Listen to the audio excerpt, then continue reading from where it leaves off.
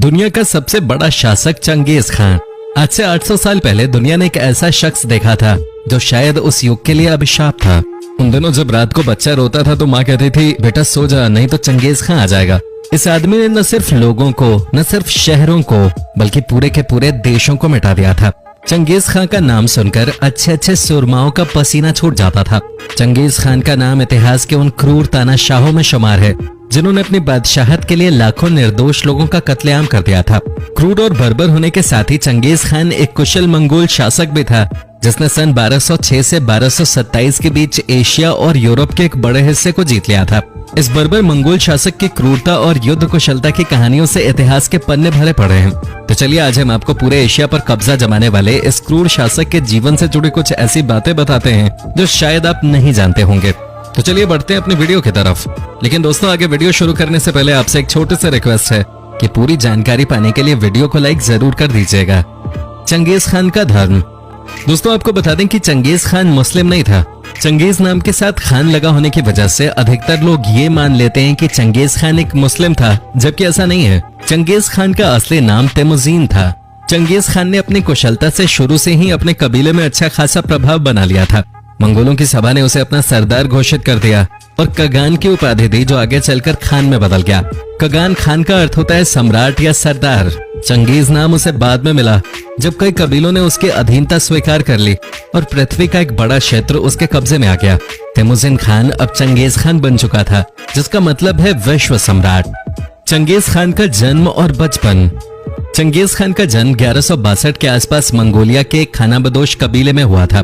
Genghis Khan के पिता यूसुफजई अपने ही कबीले का सरदार था और जब चंगेज खान मात्र 10 वर्ष का था तो उसके पिता का देहांत हो गया और अपनी पत्नी और 7 बच्चों को वो अनाथ छोड़कर चला गया।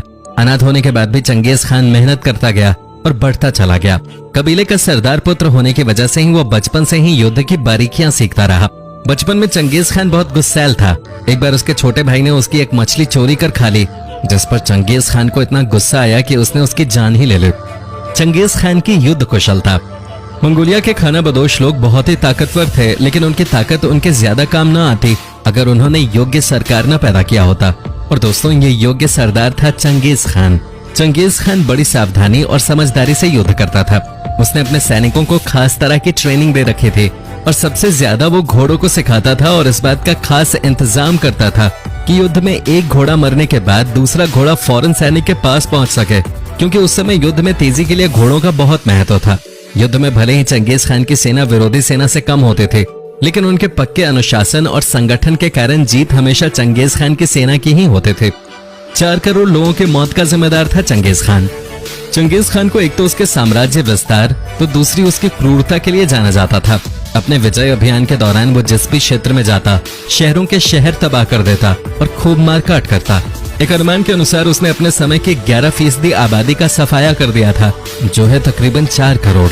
उसकी बर्बरता का अंदाजा इसी बात से लगाया जा सकता है कि उसने सन 1219 में इराक पर हमला कर वहां की 75% आबादी का खात्मा कर दिया था और उज्बेकिस्तान के बड़े शहर बुखारा और राजधानी समरकंद को पूरी तरह से जलाकर राख कर दिया था। बुखारा की 10 लाख की आबादी में सिर्फ 50,000 लोग ही जिंदा बचे थे।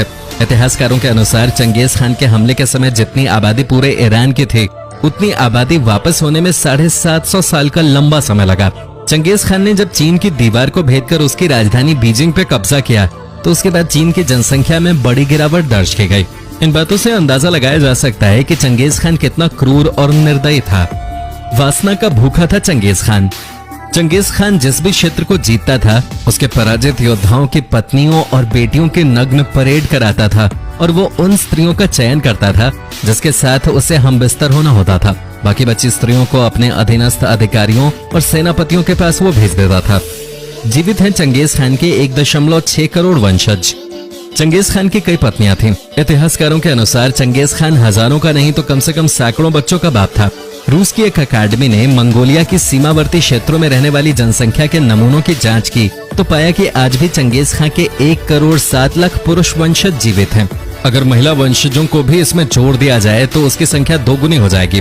इसका मतलब है कि पृथ्वी पर लगभग 3 करोड़ लोग ऐसे हैं जिनके दादा के दादा के दादा और नानी की नानी का पिता चंगेज खान था। ऐसे की थी अपने विजय अभियान की शुरुआत। तैमुजीन जब खान बना तब उसकी उम्र 51 साल हो चुके थे।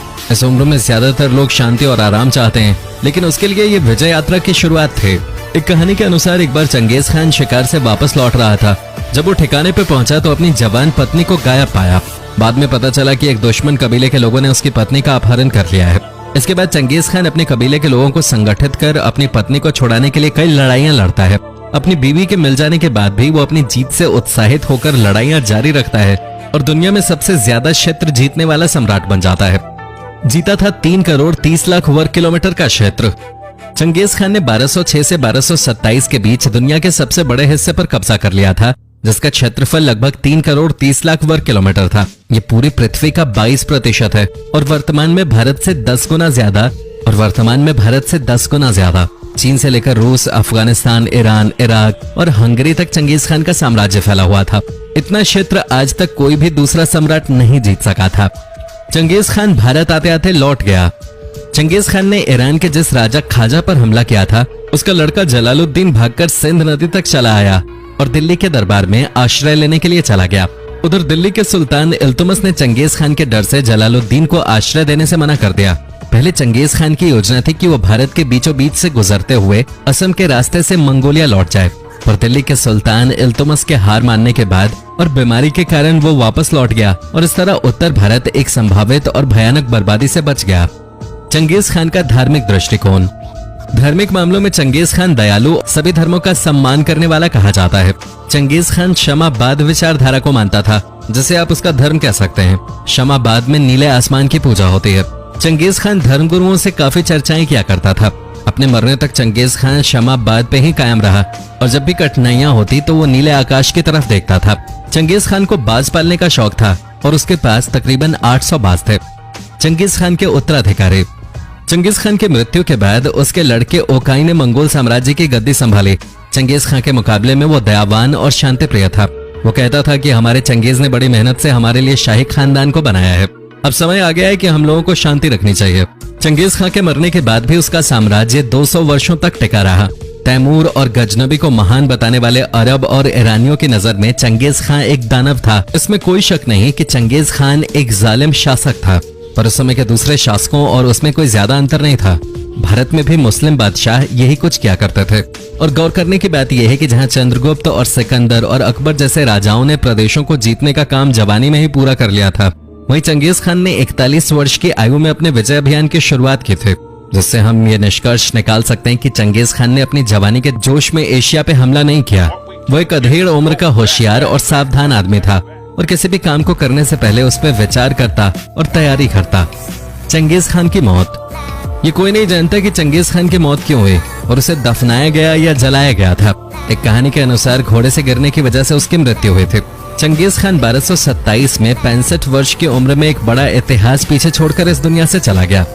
तो दोस्तों, चंगेज खान की ये जानकारी आपको कैसी लगी हमें कमेंट सेक्शन में कमेंट करके जरूर बताएं। और दोस्तों, अगर वीडियो अच्छी लगे तो इसे लाइक करें और अपने दोस्तों के साथ शेयर करें। और अगर आप हमारी वीडियो YouTube पे देख रहे हैं तो चैनल को सब्सक्राइब जरूर कर लें। और अगर आप हमारी वीडियो Facebook पर देख रहे हैं तो पेज को लाइक जरूर कीजिएगा, ताकि आपको और भी इस तरह की इंटरेस्टिंग वीडियोस देखने को मिलती रहें सबसे पहले। धन्यवाद।